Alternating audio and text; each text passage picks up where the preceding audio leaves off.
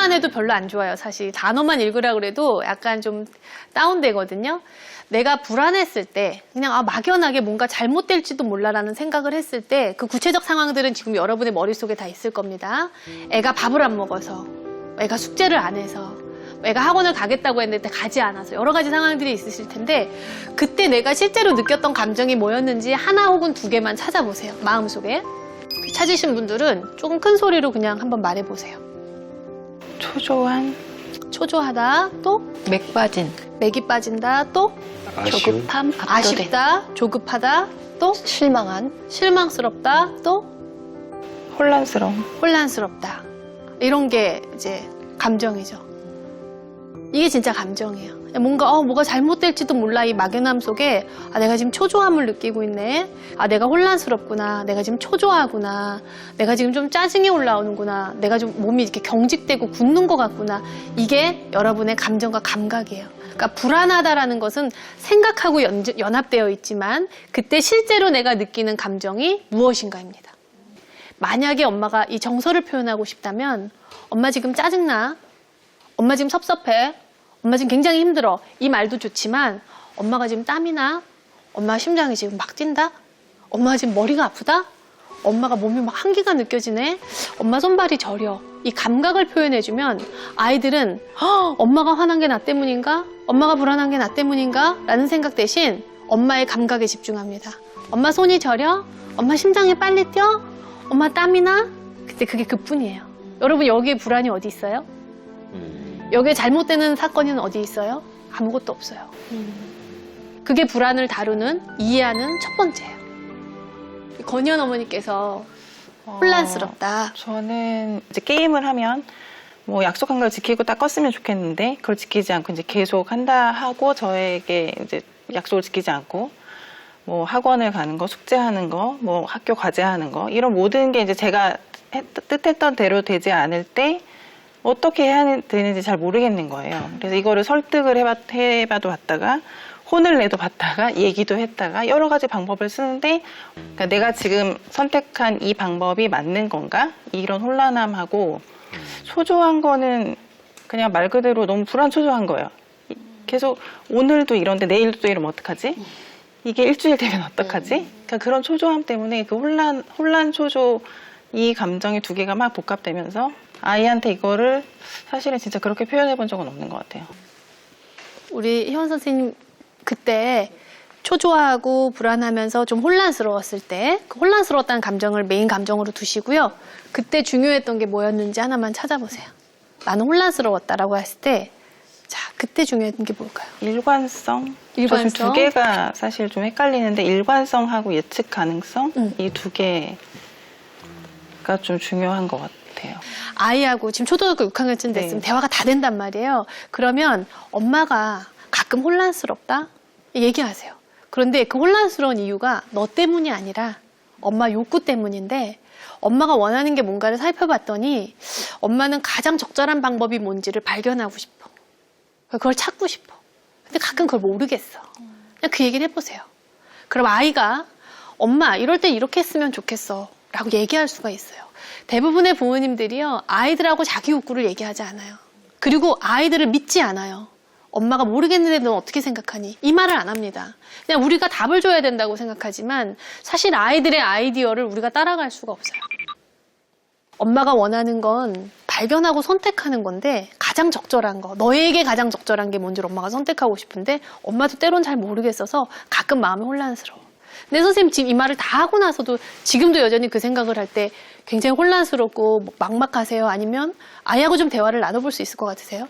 그렇게 제가 얘기를 하면 저희 아이 성격상 저한테 뭔가 얘기해 줄 것 같아요. 해보세요. 그러니까 제가 뭐 선택을 못 하겠다거나 네가 이럴 때 엄마 어떻게 해야 될지 모르겠어. 뭘 선택해야 될지 모르겠어 라고 하면 아이도 본인의 욕구를 얘기할 것 같은 근데 제가 그걸 들으려고 하지 않았던 것 같아요. 좋아요. 그러니까 뭐 나는 엄마 이렇게 하고 싶어 라고 하면 오히려 속이 좀 시원할 것 같은 느낌? 네. 네네. 불안의 특징은 뭐냐면 혼자 고민한다는 거예요. 통제 가능성에 대한 욕구를 보면 여러분 엘리베이터 타면 닫힘 버튼을 눌러도 안 닫히는 걸 알아요. 여기 써있기도 해요. 5초 후 자동으로 닫힙니다. 그래도 우리는 그거를 계속 누르면서 이거를 통제하고 싶어요. 볼링 치시면 볼링공 딱 했는데 볼링공이 제대로 가길 바랐는데 옆으로 이미 샜어요. 근데 자꾸 나는 몸을 이렇게 기울이면서 그 공을 이렇게 갖고 오고 싶은 거예요. 예. 우리는 통제 욕구가 다 있어요. 그런데 이 욕구가 반드시 성사돼야 된다는 욕심을 내려놓는 거예요. 그리고 지금 여러분 현재 잠깐 지금을 한번 볼게요. 지금 불안을 느끼세요? 지금. 나 너무 불안하다. 지금 이 순간. 그리고 서로를 이렇게 잠깐 서로 옆에서 이렇게 보세요. 지금 저를 그리고 또 보세요. 지금 이 순간은 불안하지 않죠. 지금 현재 내 발이 있는 이곳에 내 의식이 와 있는 거야. 아, 나 지금은 안전하지. 앞으로 어떻게 될지도 모르지만 어쨌든 지금은 안전하지. 그래서 불안은 우리한테 메시지를 주는데 첫 번째는 우리를 움직이게 해주는 고마운 동력이면서 두 번째는 지금 당신이 현재 이 순간은 아무 일이 없다라는 것을 인식할 수 있는 힘도 됩니다. 불안과 관련해서 제가 좀 들은 구절이 있는데 불안은 영혼을 잠식한다라는 말이 있거든요. 이게 또 다른 느낌으로 좀 와닿네요. 맞습니다. 사실 우리가 걱정하고 불안해하는 문제 중에 99%는 실제로 일어나지 않을 일이라고 하잖아요. 우리의 불안이 아직 다가오지 않은 아이의 미래에 대한 걱정 때문인 건데 지금 현재, 지금 여기에 좀 집중할 수 있으면 좋을 것 같습니다. 마지막 감정은 우울이에요. 우울. 저희는 개인적으로 저는 불안은 되게 높았지만 우울은 한 번도 느껴보지 못했던 사람이었어요. 우울이라는 건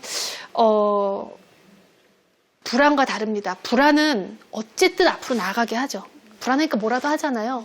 우울은 한없이 가라앉게 만들어요. 분노는 끝까지 오르게 만듭니다. 이 방향성이 좀 이제 다른 것 같아요. 난 우울감과 좀 내가 친숙한 것 같다. 예. 네, 두 분, 우리 가뿐모담에서도 계셨고 좀 들어볼 수 있을까요?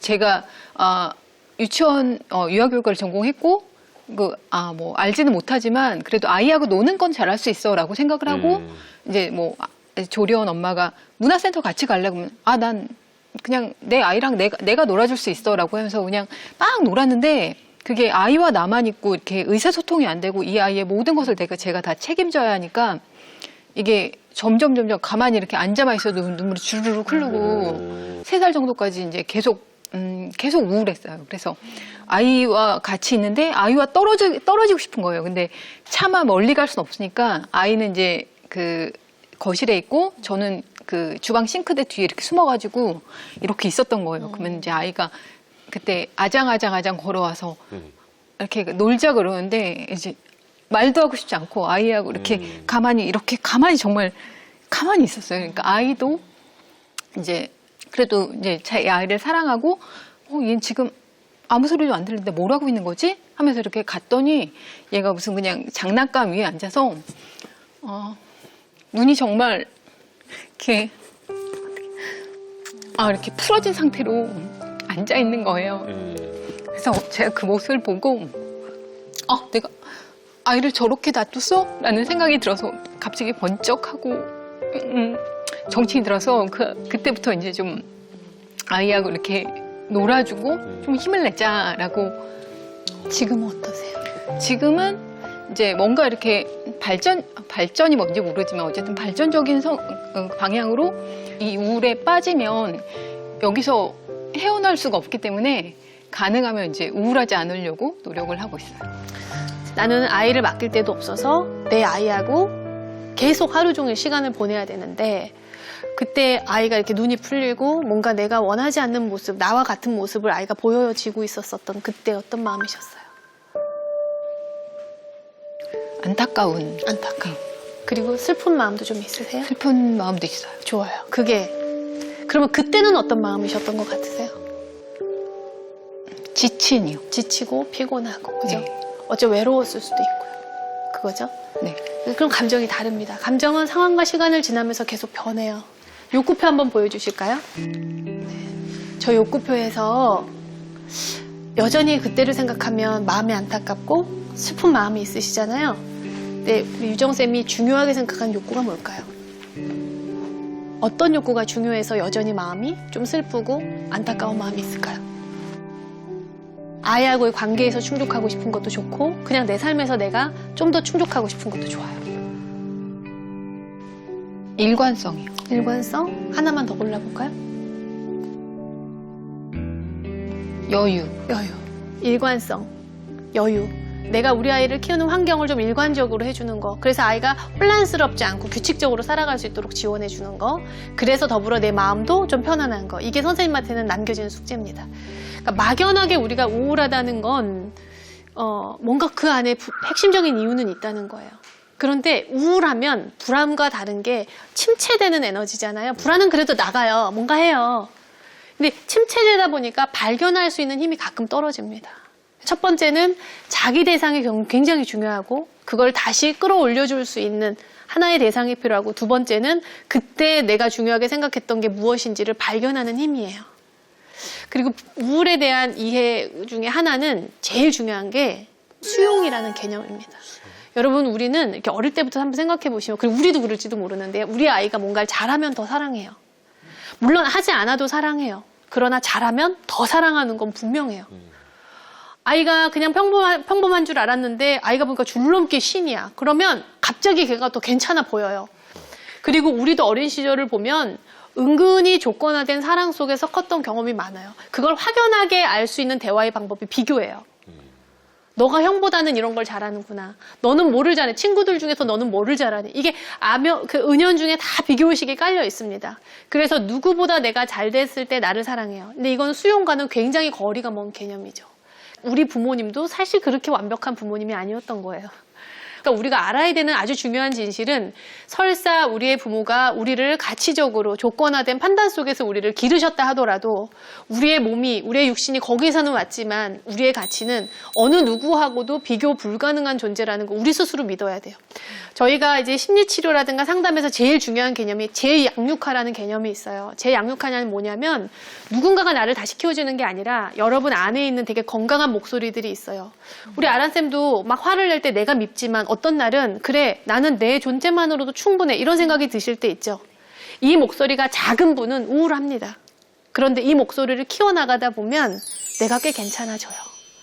우울은 두 가지의 목소리를 가지고 있어요. 분노, 불안과는 또 다릅니다. 나는 뭔가 매력이 없어 내 존재는 충분하지 않아가 있어요. 자신감과 연결이 돼 있습니다. 그래서 이건 훈련인데 어떤 훈련이냐? 무조건적인 수용에 대한 믿음이에요. 그래서 지금 한번 다 따라해 보셨으면 좋겠어요. 나의 가치는 타인과 비교 불가능한 것이다. 타인과 비교 불가능한 것이다. 그냥 나는 있는 그대로 이미 충분한 존재다. 그리고 그 눈으로 사실 우리 애들을 봐야 돼. 나는 있는 그대로 충분한 존재다. 우리 부모한테도 필요하지만 정말 아이들 하나하나에게도 너무나 중요한 이야기인 것 같아요. 네. 상담의 목적은 이거 하나입니다. 당신이 여기 왔을 때는 여러 가지 이슈를 갖고 왔지만 당신은 아무런 조건이나 비교 불가한 상대로 이 세상 당신이 이미 충분한 가치를 모두 가지고 태어났다. 아무것도 하지 않아도 이미 가치로는 충분하다라는 거예요. 그게 되면 갈등을 대하는 우리의 태도, 우리가 그 사람과 힘들거나 상처받을 수 있는 우리의 어떤 마음에 굉장히 큰 여유가 생겨요. 네, 오늘은 이렇게 부모를 위한 감정 수업을 진행을 해봤는데요. 사실 부모는 우리의 삶이 그냥 아이를 위한 삶인 경우가 많잖아요. 그런데 우리 부모들을 위한 감정을 좀 다독여 주신 것 같아서 너무나 감사한 시간이었습니다. 한 개인으로서 또 부모로서의 우리 감정을 좀 어루만져 주신 것 같아요. 우리 박재은 소장님께 다시 한번 좀 따뜻한 박수 좀 감사합니다. 부탁드리겠습니다. 정말 고맙습니다. 네. 예.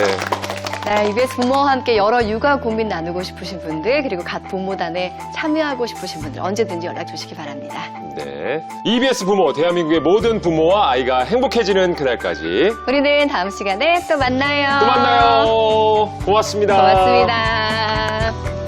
수고하셨습니다. 수고하셨습니다. 네, 화면에서만 보다가. 아.